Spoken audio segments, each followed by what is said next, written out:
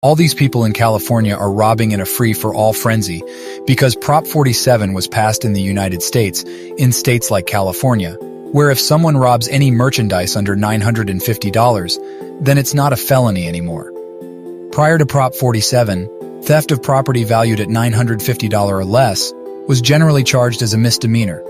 Prop 47 raised this threshold from $450 to $950, which means that theft of property under $950 is now typically treated as a misdemeanor offense. One of the main intentions behind Prop 47 was to reduce overcrowding in prisons and jails by decreasing the number of individuals incarcerated for low-level offenses.